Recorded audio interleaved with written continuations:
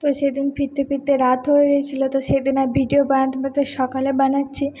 তো ম্যাডাম যত বড় হাইট না তার ডাবল বালিশ নিয়ে শুয়ে আছে। তো সেদিন অনেক আলা হয়ে শুয়েছে, বাকি সবাই ঘুমোচ্ছে, আর আমি উঠে গেছি সকাল সকাল। বরকে তার বাবাকে চা দিয়ে দোকান পাঠিয়ে দিয়েছি।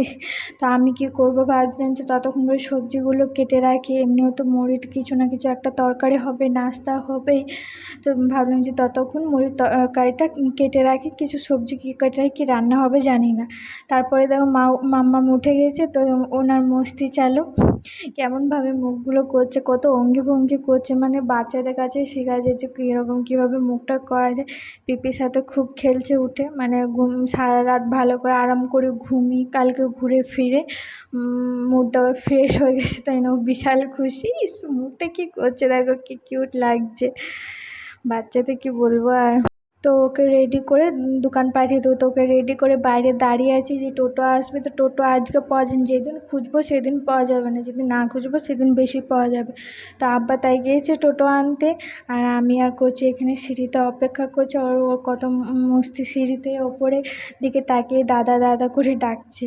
এইদিকে দিদি বিরিয়ানি বানাচ্ছে, মানে আমি প্রসেসগুলো করে দিয়েছি, আলু সেদ্ধ করো, চাল করো, ভাত করো। বর বলেছে যে আজ বোনের হাতে বিরিয়ানি খাবে, আর আমাকে শিখে রাখতে হবে যে বোন কীভাবে বিরিয়ানি করে।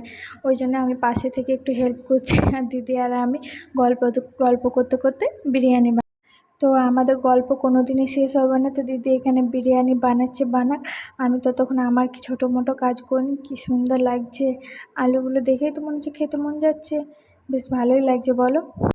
দিদি যতক্ষণ বিরিয়ানি বানাচ্ছে আমি ভাবলাম একটু ফেস প্যাক লাগিয়ে নিই, কিছু না, বেসন, হলুদ, ন্যাচারাল যেগুলো জিনিস সেগুলো লাগাচ্ছে। কালকে রোদে ঘুরে ফিরে যা স্কিনটা ড্যামেজ হয়েছে, ভাবলাম যে একটুকু লাগিয়ে নিই।